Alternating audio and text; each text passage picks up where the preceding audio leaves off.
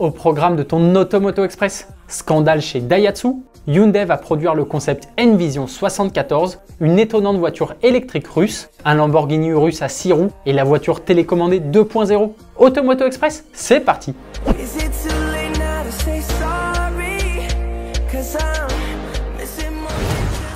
Le groupe Toyota dans la tourmente. Il y a quelques mois, Daihatsu, plus vieux constructeur automobile japonais propriété du groupe Toyota, avait avoué avoir trafiqué les résultats des tests de collision de certains modèles. Suite à ces déclarations, le gouvernement japonais avait lancé une grande enquête pour en savoir un peu plus. Et les résultats viennent de tomber. L'enquête a identifié 174 irrégularités parmi 25 catégories de tests de sécurité. Ces irrégularités concernent 64 modèles dont des voitures badgées Toyota, Mazda et Subaru fabriquées par Daihatsu.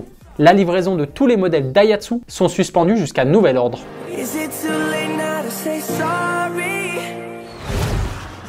La Hyundai N-Vision 74 va voir le jour. C'est en tout cas ce que confirme le média sud-coréen ET News.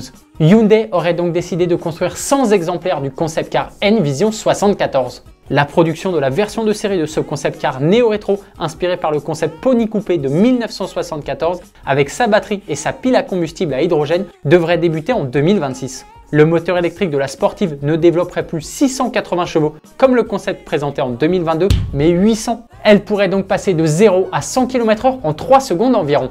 Toujours selon le média sud-coréen, 70 des 100 exemplaires seraient destinés à la vente et les 30 unités restantes à la compétition pour faire la promotion de la division N de Hyundai. On attend maintenant la confirmation de l'info, mais il y a quelques mois, Hyundai avait déposé la marque N74 auprès de l'Office de l'Union européenne pour la propriété intellectuelle. La voiture la plus laide du monde ? En Russie, les voitures électriques ne sont pas encore à la mode. La preuve, elles ne représentent que 0,05% des ventes de voitures dans le pays. Pour promouvoir cette technologie, le constructeur Avtovor a décidé de produire une voiture électrique 100% russe, de la batterie à la carrosserie. Seulement voilà, le premier prototype nommé Amber ressemble à ça. Cette voiture pas très gracieuse a été lourdement moquée sur les réseaux sociaux. Certains internautes l'ont comparé au Fiat Multipla ou encore au Pontiac Aztek. Et on comprend un peu pourquoi. Mais attention, Avtovor a précisé que ce prototype servait pour des tests et que le look n'était pas définitif. Le constructeur russe ambitionne de lancer son modèle électrique en 2025 à un tarif abordable. C'est forcément le sujet de la question du jour. Quelle est selon toi la voiture la plus laide du monde? Dis-nous tout dans les commentaires.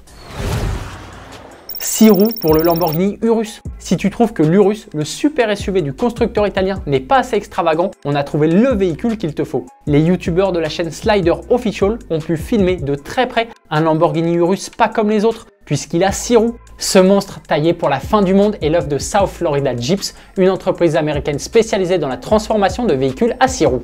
Et le moins que l'on puisse dire, c'est qu'ils ont bien bossé. Panneau de carrosserie spécialement conçu, nouvel aileron et nouveau diffuseur avec 4 sorties d'échappement. Et sous le capot, l'entreprise américaine a conservé le moteur d'origine de l'Urus, un V8 4 litres biturbo qui développe quand même 650 chevaux. C'est sympa de le voir à l'arrêt, mais maintenant on veut voir ce qu'il a dans le ventre en tout terrain.